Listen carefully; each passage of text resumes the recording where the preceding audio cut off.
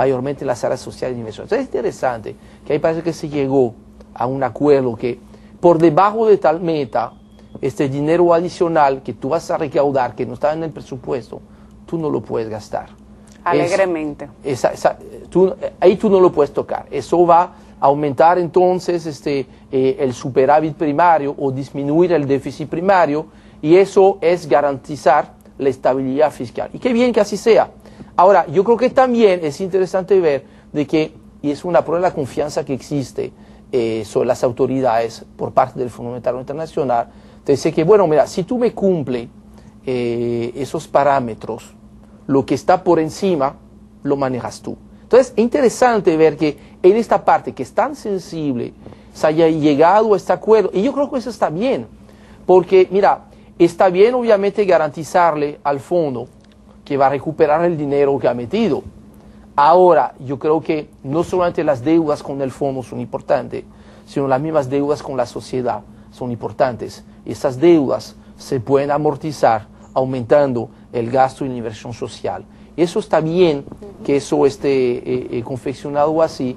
Yo creo que eso se ha negociado bien y nuevamente nos muestra que ahí hay confianza. Aunque hay un párrafo que me parece interesante, que nos muestra también donde mayor confianza hay en las autoridades, aunque ahí todas las autoridades firman por igual, porque es una carta donde firma el gobernador del Banco Central, el ministro de Economía y el ministro de Hacienda.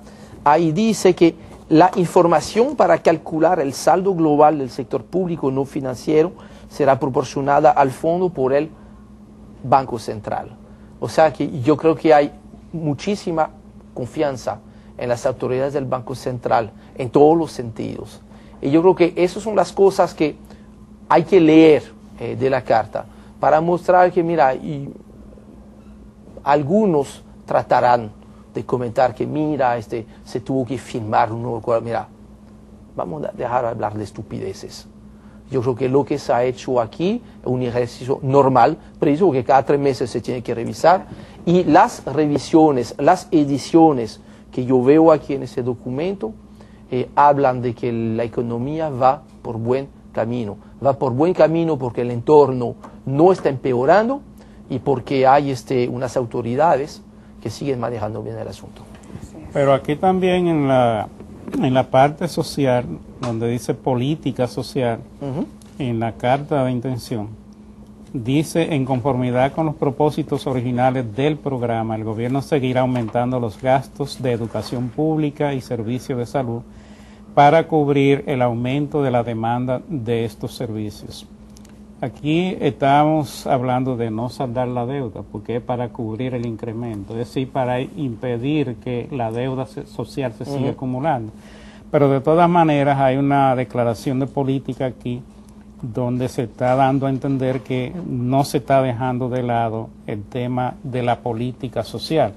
Y entonces ahí eso empalma con lo que tú estabas comentando. En la medida en que los ingresos le permitan a las autoridades tener más holgura para manejar lo que es la política social, yo pienso que está previsto que se siga trabajando en esa línea, y eso es una buena noticia, porque la verdad es que esa política social es clave para ir en auxilio de las grandes mayorías, de la gente que tiene menos capacidad de consumo, menos ingresos, menos oportunidades, y para fortalecer una parte que para nosotros es importante, que es el tema de la educación. Entonces lo bueno de eso, y qué bueno que tú mencionaste este punto, porque tú ves que ya no se está santificando ni satanizando ningún componente de gasto.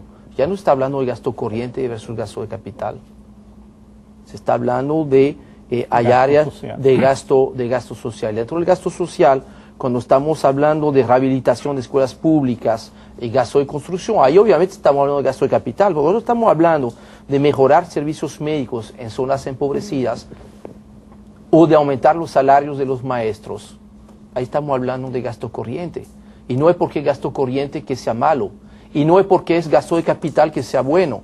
La inversión en un puente, calidad del gasto. Una inversión en un puente que está mal diseñado, porque conviene que esté mal diseñado, porque en la próxima tormenta el río se lo va a llevar, este gasto de capital es muy malo.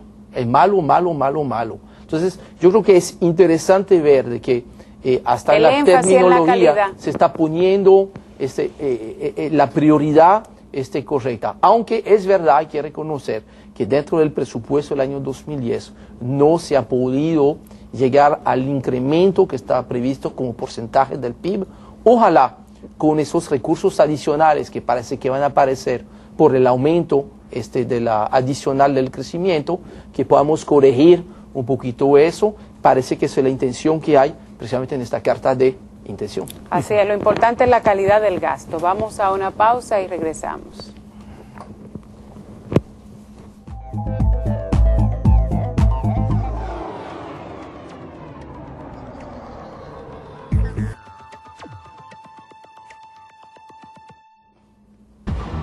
Bien, amigos, yo comienzo el último segmento de este programa y a mí siempre me gusta cuando tengo la oportunidad de viajar y visitar algunos países, pues darle una idea a ustedes de qué está pasando, qué piensa la gente de esos países.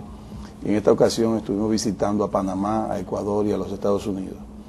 Y empezando por Estados Unidos, déjenme decirles que ahora se van a abocar en el Congreso sometido por el presidente Obama con la nueva ley, la reforma de la ley monetaria y financiera de los Estados Unidos, que increíblemente nosotros deberíamos darle clases, porque nosotros sí estamos bien controlados. Hay una gran oposición de parte del sector financiero poderoso de los Estados Unidos, porque entiende que no es necesario.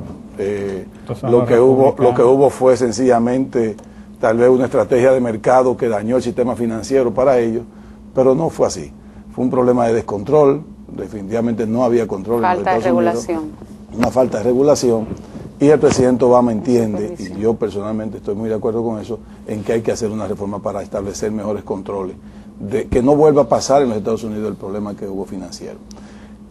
¿Cuáles son los cambios que ha habido? Bueno, los bancos inmobiliarios sobre todo están ahora revalorando la deuda de los propietarios, de los clientes, porque antes yo tenía un préstamo de $400,000 y la casa en estos momentos vale 150. Se quedaron con la deuda de $400,000. Entonces, están aceptando los bancos llevarla al valor real de la inmobiliaria, la deuda. O sea, disminuirla automáticamente. O sea, ya tú me debes solamente lo que tiene de valor la propiedad, para que no la abandonen. Una pérdida. Porque están perdiendo, se están quedando esos inmuebles vacíos, y los bancos no están sabiendo qué hacer, porque cuando van al mercado SPO, al mercado de especulación, la están vendiendo por debajo del valor que tiene en el momento, porque hay una especulación o hay sencillamente una oportunidad de los inversionistas. En la otra parte, la ley de salud fue aprobada ya en los Estados Unidos, que es un gran paso, y déjeme decirle que la economía sigue recesiva, porque la construcción sigue sin arrancar. Cuando usted mencionó el sector construcción en el programa de ayer, yo no nos dio tiempo de decirle que el problema de la República Dominicana es que ya arrancó la construcción. Ahora, ¿qué está pasando? Que los constructores o los ingenieros están vendiendo los apartamentos o las propiedades cuando están en una etapa de un 80% terminada. Mientras tanto, o se financian con su propio capital o buscan dinero, préstamo bancario. Eso le puede subir un poco los costos, pero en el caso como está ahora no pueden subir los precios, lo único que hace es que una disminución de los beneficios podría crear una desmotivación en el sector construcción, pero hasta ahora el que está metido en el sector construcción no lo deja. Tal vez en vez de hacer un edificio hace uno. Es una mínima disminución. En cuanto a Panamá, permítame decirle que el panameño está muy optimista del nuevo presidente, Martinelli, tengo entendido, porque Martinelli es un empresario metido a político. Y está tratando de no tener demagogia política. Y no lo contrario. Correcto. Está tratando de no tener demagogia política, ha hecho inversión social según lo prometido, y está enfrentando los problemas con los sectores directos. O sea, hay un problema en el sector agrícola, lo enfrenta con el sector agrícola. Ellos no tienen casi migración, el panameño, por lo tanto no tienen mucha remesa, por decir, no la tienen. Son los peloteros que tienen algunos deportistas, pero no tiene mucha remesa. Sin embargo, la economía está creciendo sostenidamente en los últimos 5 años, en un promedio de 6%, 5, 6, 7.